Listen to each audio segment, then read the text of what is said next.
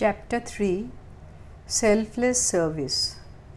Arjuna: O Krishna, you have said that knowledge is greater than action. Why then do you ask me to wage this terrible war? Your advice seems inconsistent. Give me one path to follow to the supreme good. Krishna: At the beginning of time, I declared two paths for the pure heart. Jnana Yoga, the contemplative path of spiritual wisdom, and Karma Yoga, the active path of selfless service. One who shirks action does not attain freedom. No one can gain perfection by abstaining from work. Indeed, there is no one who rests for even an instant. All creatures are driven to action by their own nature.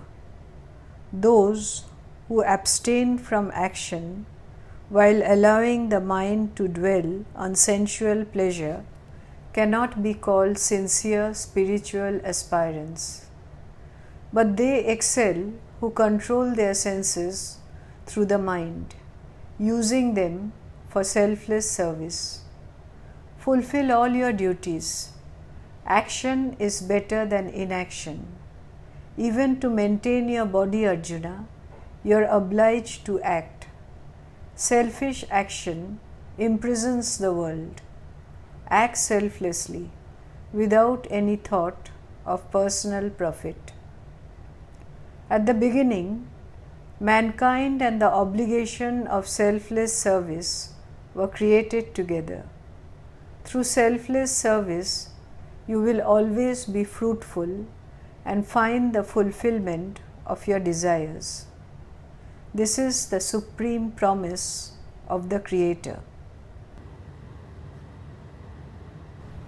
Honor and cherish the Devas as they honor and cherish you. Through this honor and love, you will attain the supreme good. All human desires are fulfilled by the Devas, who are pleased by selfless service. But anyone who enjoys the things given by the Devas without offering selfless acts in return is a thief. The spiritually minded who eat in the spirit of service are freed from all their sins. But the selfish who prepare food for their own satisfaction eat sin. Living creatures are nourished by food, and food is nourished by rain. Rain itself is the water of life, which comes from selfless worship and service. Every selfless act, Arjuna, is born from Brahma, the eternal, infinite Godhead. Brahma is present in every act of service.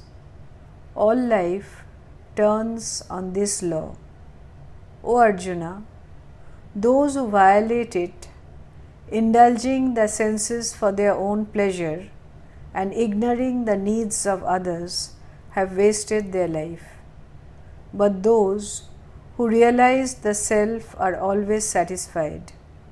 Having found the source of joy and fulfillment, they no longer seek happiness from the external world. They have nothing to gain or lose by any action. Neither people nor things can affect their security. Strive constantly to serve the welfare of the world. By devotion to selfless work, one attains the supreme goal of life. Do your work with the welfare of others always in mind. It was by such work that Janaka attained perfection.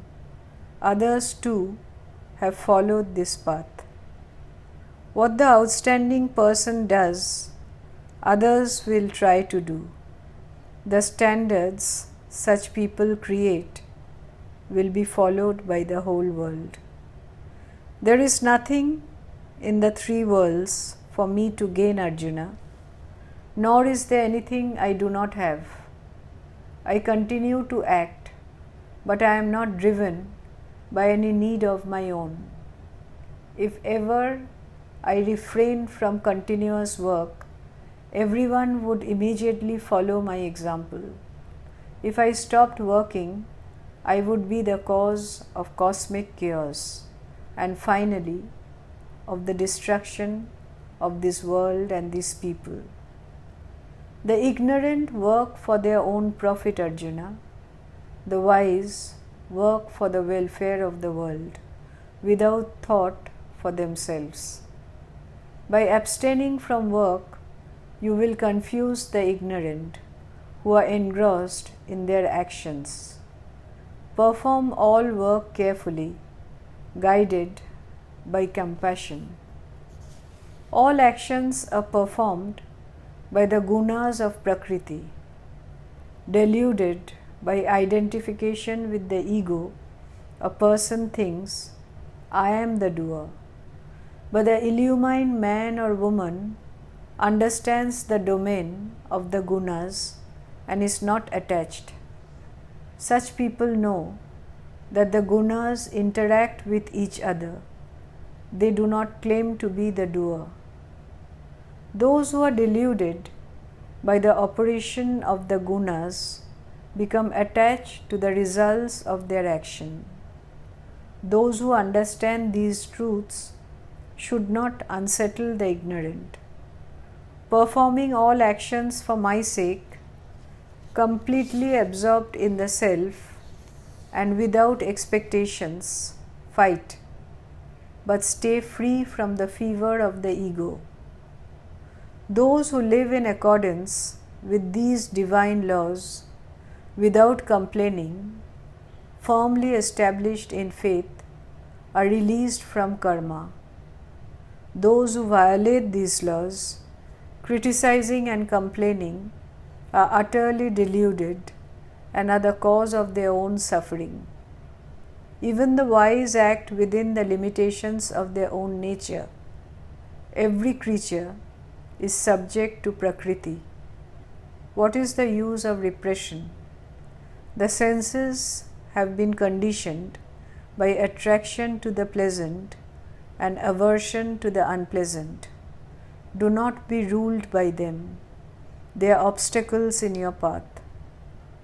It is better to strive in one's own dharma than to succeed in the dharma of another.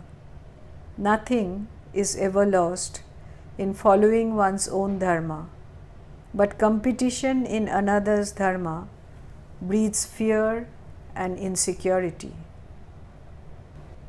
Arjuna, what is the force that binds us to selfish deeds, O Krishna? What power moves us, even against our will, as if forcing us? Krishna, it is selfish desire and anger, arising from the guna of rajas.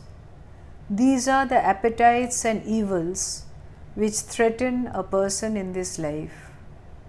Just as a fire is covered by smoke and a mirror is obscured by dust, just as the embryo rests deep within the womb, knowledge is hidden by selfish desire. Hidden, Arjuna, by this unquenchable fire for self-satisfaction, the inveterate enemy of the wise. Selfish desire is found in the senses, mind and intellect, misleading them and burying the understanding in delusion. Fight with all your strength, Arjuna. Controlling your senses, conquer your enemy, the destroyer of knowledge and realization. The senses are higher than the body, the mind higher than the senses. Above the mind is the intellect, and above the intellect is the Atma. Thus, knowing that which is supreme, let the Atma rule the ego. Use your mighty arms to slay the fierce enemy, that is selfish desire. Om Namah Bhagavate Vasudevaya.